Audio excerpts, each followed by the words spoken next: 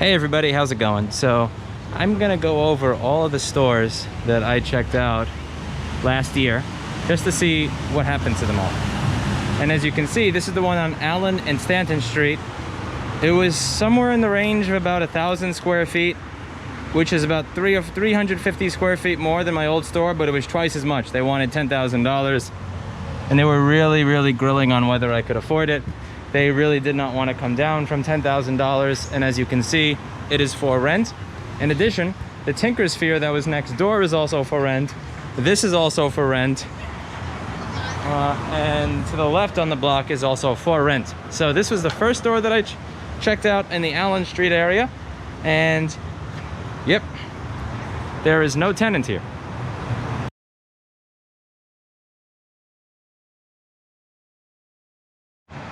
All right, so here we have the space that actually really kicked off the entire series. This was on 3rd Street and 1st Avenue. This was for rent. The guy wanted somewhere between $14,000 and $18,000 for a space that was somewhere in the range of like 1,400 square feet.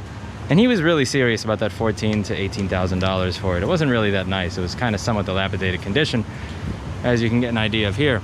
And we had made an offer of $9,000, and rather than say no, he actually agreed to see us in person so that he could berate us over and over again about what a joke it was. And I had a conversation with him where I said, well, he's like, you don't understand. He kept saying that. I said, no, you don't understand. A space is really willing what someone's willing to pay for it. And this has been empty for over 2 years now. So, I mean, you can say it's worth $14,000, $18,000, but it's really actually worth what someone's willing to pay. And this started off the whole series because I really wanted to record the ridiculous shit that they said. As you can, so one of the things that he said is that I could easily get a Popeyes to move in here, and they're willing to move in. I just wanted to meet with you to see what you had to say. And the thing here is that this is not a Popeyes. This does not look in any way, shape, or form like a Popeyes. I'm pretty sure that this is not a Popeyes right now. I don't see any I don't see a Popeyes open in here right now. Yeah, this definitely. And something tells me, if I had to take a wild guess, that they are not getting their full rent. That is a Popeye. It's a closed Popeyes. Where are the customers? Where's the chicken? This is possibly rented out, but again, I have my sincere doubts that they're getting their actual full $14,000, $18,000 in rent, given that 1 year later, there are no customers.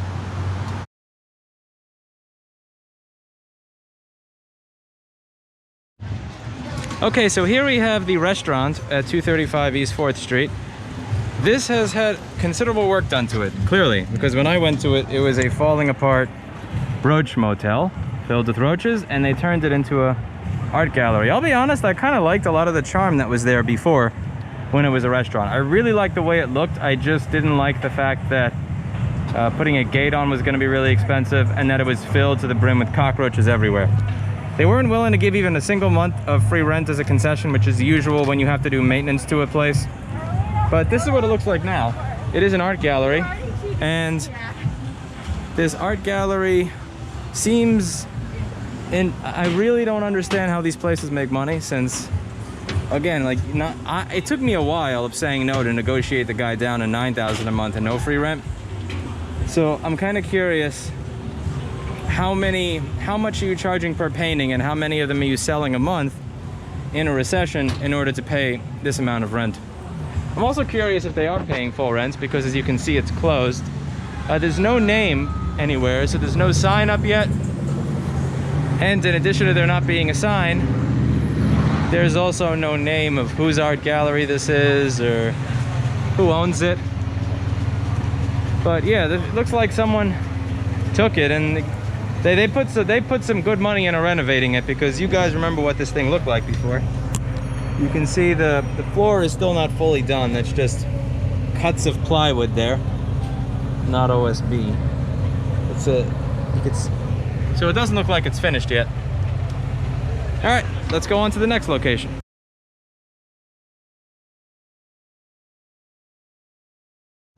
So this is the place that was on Avenue C and 12th Street.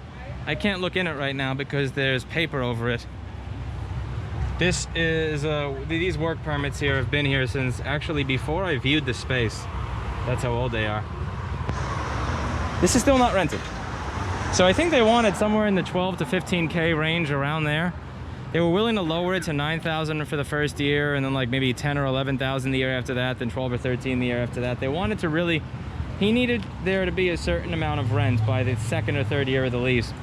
And I think the reason for that was his bank loan needed to see that it was rented for a certain amount so that the space wouldn't lose value. Now, at some point, we saw the amount of work the space needed, and every single one of you, rightfully so, said this is a money pit, do not put any money into it. And I did not. We actually made them an offer of, how about this, I'll take it 9,000 a month, but 1 year free rent.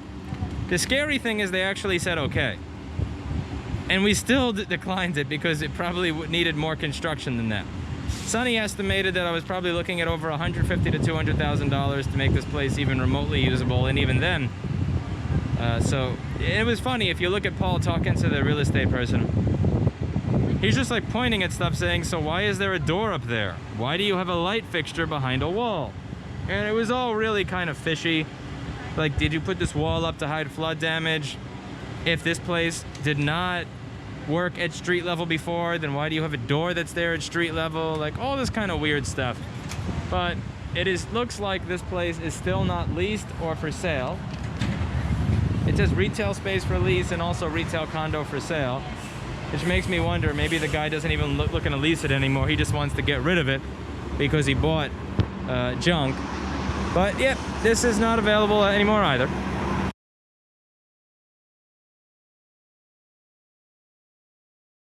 This here is Bella Tile. This was the place that I was looking at originally because it's 178 8th Avenue.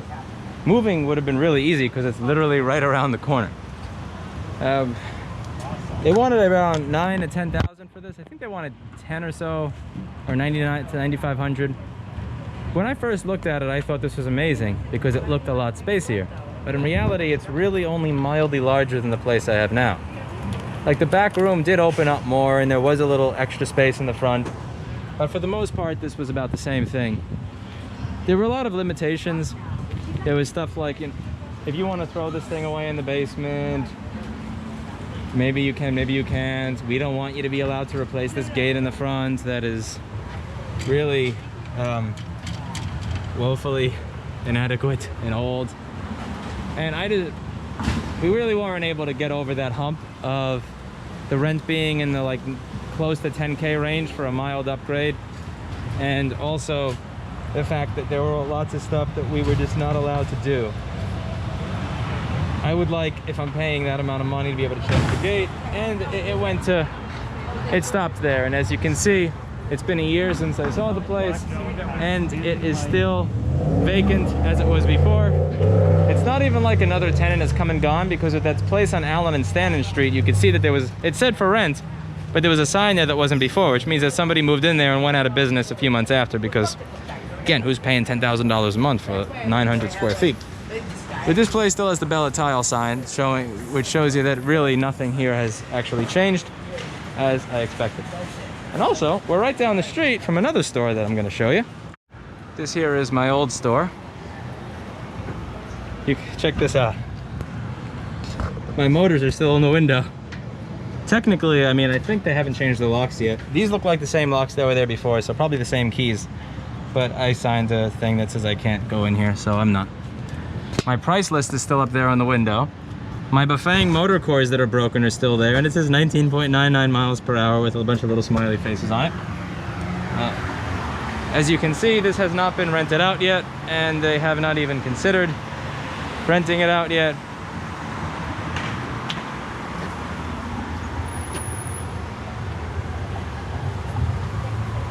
Electric and gas is being turned off. Yeah, so this really has... This building, I would say at this point, is officially blighted. It doesn't look like it's been taken care of in any way, shape, or form since I left. That's covered up with wooden boards, and it's been like that for over a year and a half. 2 years, actually. There's no one living up here. There's no one renting this, where this candy store used to be. They wanted over $10,000 for that sushi place. I don't know how the hell they afforded that, because they had like 2 or 3 customers a day. They didn't do takeout. And this is, yeah. Nobody has taken this either. Miss my old little store.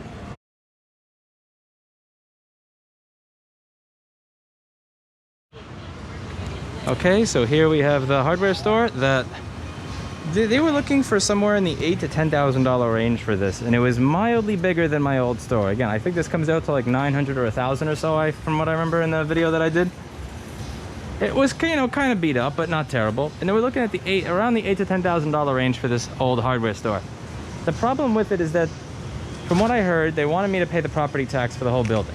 Now, usually what you do with my old store is you pay the increase in property tax on the building each year, like half of it. So let's say the property tax in the building is $30,000, and this year it's $35,000. So that's an increase of $5,000. So I was responsible for 50% of the property tax increase. So it was $2,500 divided by 12, and it will come out to like $200 something a month additional added to my rent. So every time the property tax in the city went up, I had to pay a portion of that increase. I was not paying the property tax for the whole building, because the property tax for the building is based on the value of the building, which is based on all those people that live up there. And I don't get any benefit from that because I don't get access to any of that space. But for some reason, the psycho thought I was going to pay the property tax of the entire building, which I thought was absolutely hysterical. I just laughed them out of ever being an option. And as you can see, so has everybody else who's come here, because it is still today for rent.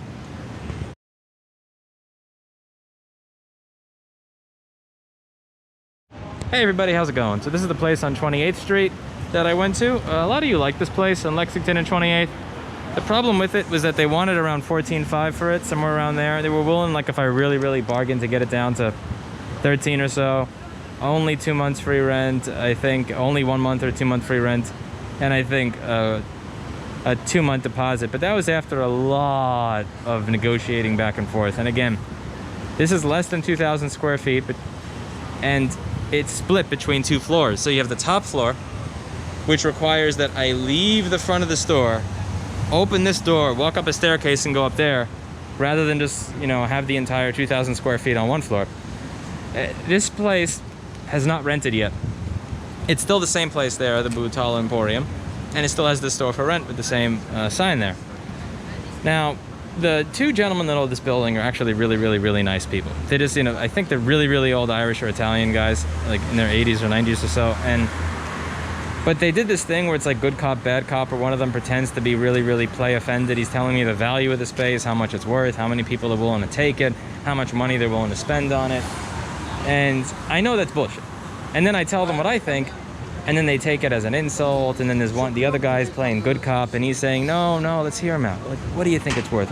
And then they do that thing where they pretend that they're emotionally hurt when I give them the price, because that's gonna make me not keep negotiating for a lower one. And like, I don't care how much I offend you. I find it offensive that you're asking $14,000 for an old shitpole. But you know, it's what it is. I'm not as bombastic as I am in videos. In person, I'm fairly monotone, and I just say what I think, and it often winds up really offending people when it's not my intention at all to offend. And that's kind of what happened here. And I really don't like doing that stuff. Like, I didn't record the negotiation process because it was in a room that was very echoey, so you wouldn't be able to hear anything anyway. But it was just that back and forth for an hour. And I mean, after listening to all that stuff, like, I knew in my head it was BS. I knew that this was never going to rent for that asking price. And you can see that it's still for rent, and the place that had it was still here. So I'm guessing that they were trying to get rid of the people that are here because they can't pay the asking rent. But they're willing to keep them there because, you know, I guess something's better than nothing. And it's been a full year, and like at some point, you got to accept that people don't want to spend $13,000 for what you have here, but that hasn't changed at all. And that's about it. So let's move on to the next place.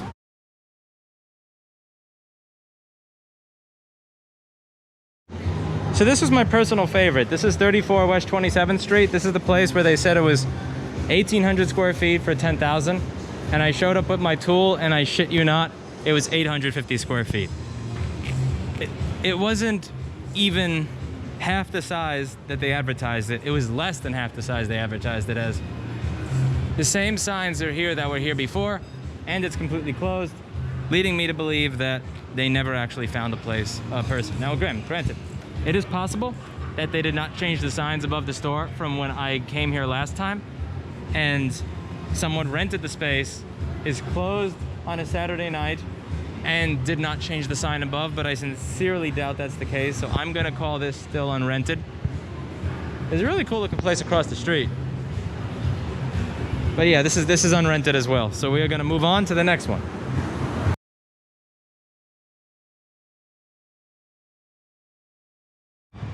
This one was a fan favorite, 3 West 30th Street. They said it was 2,500 square feet. I measured it to be around 1,700 square feet, and they wanted $19,000. $19,000 for this. If you take a look on the inside, it is completely empty. I don't see a sign here for a new place, and they've covered the window. So there's no sign for a new place. It's been a year, and surprise, surprise, 1,700 square feet is not worth $19,000 just so that you're, quote, near Fifth Avenue. You're not even on Fifth Avenue. You're near Fifth Avenue. On a grimy block like 30th Street, nonetheless. Look at all those customers you're gonna get in that building across the street that, oh, doesn't exist. Or in this building that's not done yet. But why? And I talked to her and she said, you're not gonna find anything. Those are her exact words. A few blocks away was a space that was $7,000 cheaper for 500 to 600 square feet more. And it's just, yep, yet another place that someone told me is a great value that 1 year later has nothing there and is in dilapidated condition on the inside. So with that, I'll move on to the next place.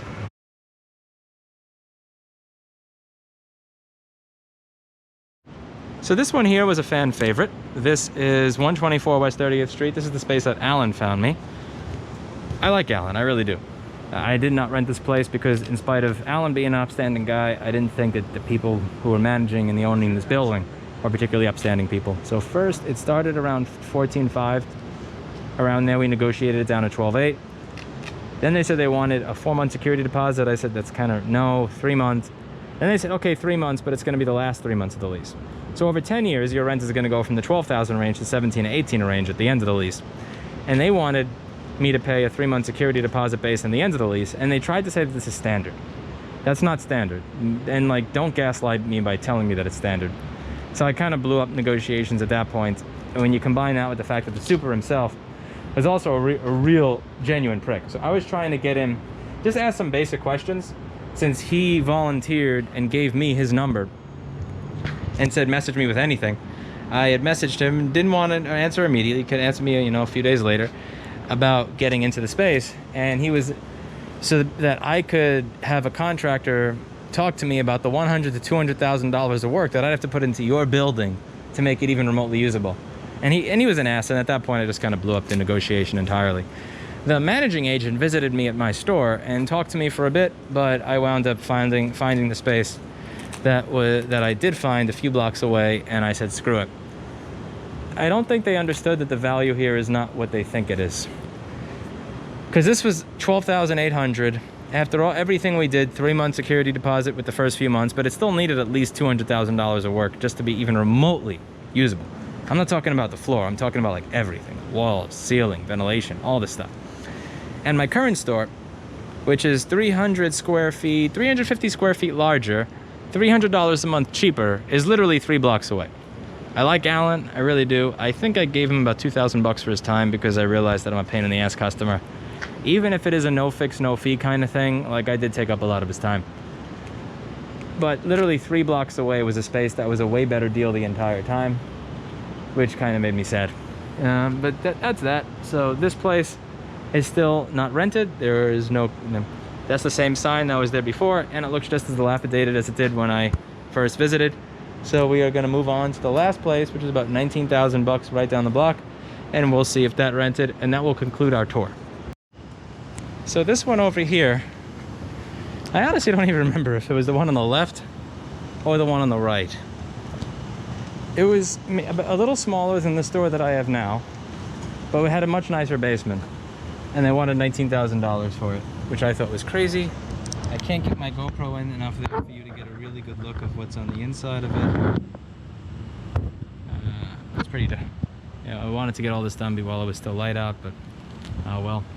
Yeah, for rent, and over here, it also says for rent.